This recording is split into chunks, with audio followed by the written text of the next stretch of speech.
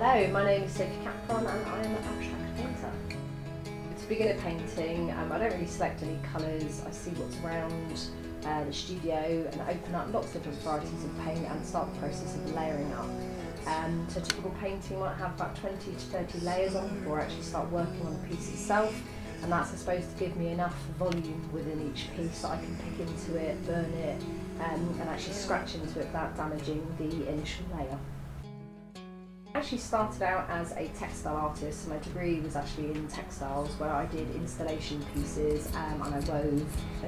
And then from there I basically came back to Cornwall and it completely changed actually. Obviously I didn't have a studio, and so my outlet for my creativity was drawing and painting, and I actually found a real fondness with the painting that I did, and I suppose my textiles heavily influenced that in terms of the voluptuousness of the textures that I used, so it heavily influenced it, and I sort of continued on that path of painting, and I haven't actually really looked back at my textile since.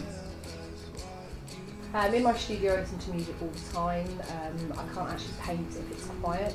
I'm quite a loud person anyway, so I suppose quiet for me is just not something I'm used to in a big family. So music for me, the beats, the melody, the tunes really impacts my painting quite dramatically. Also impacts my mood. So I usually listen to Radio 6, and I've got a collection of old CDs and an old TV player that I put on for nostalgic purposes as well. So yeah, music I have to listen to, and it certainly impacts my paintings. Before I come to the studio I have a lot of ideas and I have a lot of photos that I've documented over the years as a photographer. But I suppose each new painting I definitely sort of, nothing's planned, nothing's preconceived.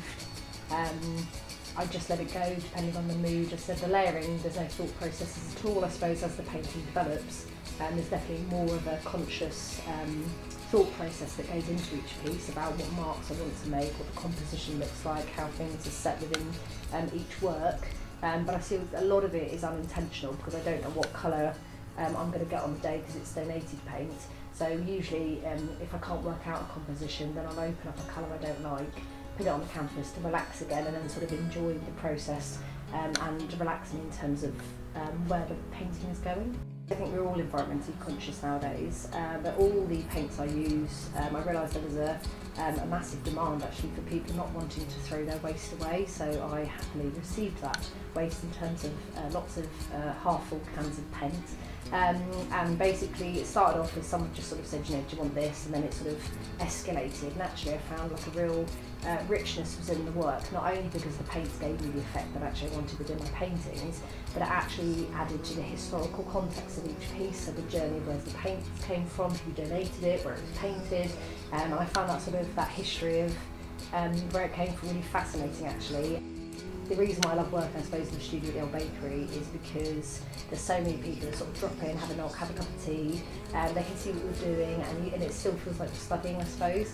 I think it's very different, and some people might prefer it working at home in their studio really focused, but I love the fact that when I'm stuck or having a day where I need lots, like a critique, I can knock on doors and they can come in and we can have that lovely discussion. I'm very lucky to be in a space where actually I have so many creative types around me that I call Cornish friends.